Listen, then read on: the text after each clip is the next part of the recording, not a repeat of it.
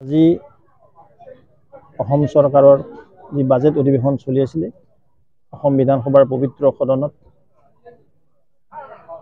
আমাৰ অসমৰ অতি জনপ্ৰিয় কৰ্মদক্ষ মাননীয় মুখ্যমন্ত্ৰী ডক্টৰ হিমন্ত বিশ্ব শৰ্মা ডাঙৰীয়াৰ নেতৃত্ব চৰকাৰখনৰ পঞ্চম বাৰ্ষিক যি আমাৰ বাজেট সেশন আছিলে বিত্তমন্ত্ৰী মহোদয়া অজন্ত নেওগ বাইদেৱে পঞ্চমবাৰৰ কাৰণে এজন মহিলা বিত্তমন্ত্ৰী হিচাপে সদনত আজি ২৫-২৬ বৰ্ষৰ বাজেটখন উত্থাপন কৰিলে।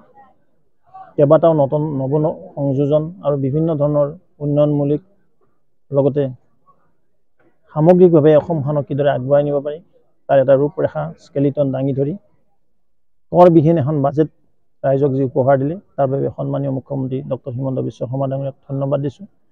বিত্তমন্ত্ৰী মহোদয়ক ধন্যবাদ দিছোঁ। সুন্দৰ বিত্ত শৃংখলাৰে লগতে যোৱা বছৰৰ পৰা 85% বাজেটত নিৰ্ধাৰিত ধন খৰচ কৰি এইবেলি ১.৫ লাখতকৈ অধিক কোটি টকা ধৰি এখন সুন্দৰ বাজেট অসমৰ ৰাইজক উপহাৰ দিছে। তাৰ বাবে পুনৰবাৰ মই মুখ্যমন্ত্ৰী মহোদয়ক আৰু বিত্তমন্ত্ৰী মহোদয়ক ধন্যবাদ দিছোঁ। আশা কৰিছোঁ এইখন বাজেটে অসমখনক আৰু আগবঢ়াই লৈ যাব।